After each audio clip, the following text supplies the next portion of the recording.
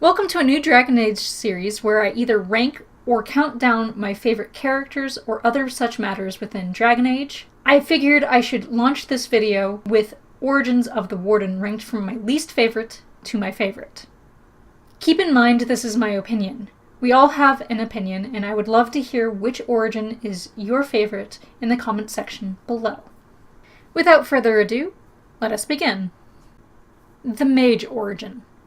Given human and elf mages have the same origin, I ranked these two together.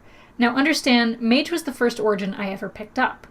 I loved the riddles in the Fade part and how it connects back to what's happening in Redcliffe.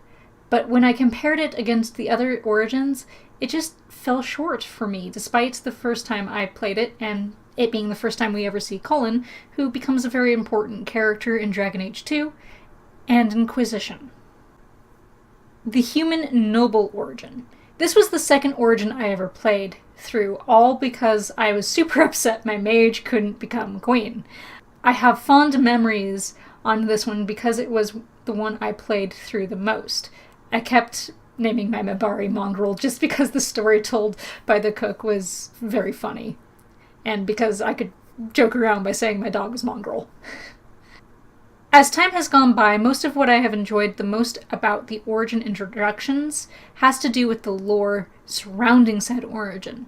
Within the Noble one, there is a lot about the nobility, the Chantry, and Ferelden, which is interesting, yes, but I do prefer other origins' lore and their context, how it ties into later games, more than the Human Noble.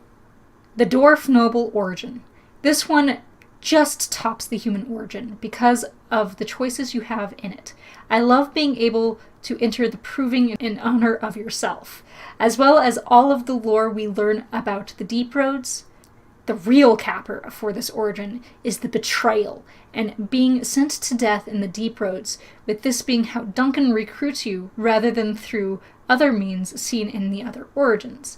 You have to fight without a weapon to get to him. Doing this on Nightmare mode, boy, that was an experience I won't soon forget. The Dwarf Commoner origin. With this origin, I ranked it 3 because the sheer amount of callbacks to it, as well as how much fun it was to root out the cartel, which was threatening you and your sister, as well as the sheer amount of lines here which push to morally gray or Dark Warden. I also kept thinking about the callbacks to what your sister is telling you and how it is related to the Dorf Noble origin, then back to your choices when you go to the Dwarves later game. If you played it like a Dwarf Noble would have and chose tradition over family, your sister's reaction was so upset over this that it still resonates with me to this day. City Elf origin. Yes, it's not number 1 on my list. The City Elf origin has to be one of the darkest ones, especially if you play a female City Elf. This origin also has so much weight later game, with returning to your home not once, but twice. Once when the Imperium is trying to take all of your friends and family as slaves, and again later on during the end game when you have to rush in order to save them from the Blight during the final battle. The Dalish Elf origin. Unshocking, this one takes the crown of number 1. The Dalish origin, when I first played it, felt so underwhelming compared to the City Elf origin. Yet, whenever I go back to play it, I find all of the little references to matters which come around 2 games later, and even 1 game later, with the mirror and how the Darkspawn corruption is within the crossroads, as well as everything else in between.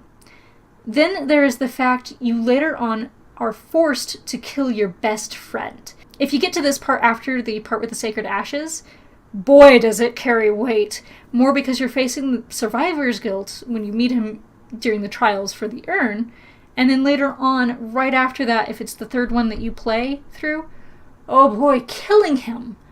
Oh, the feels. I still feel the hurt of having to do that after getting so emotionally attached through the lore and just talking with him after the urn. That one scene still resonates with me to this day.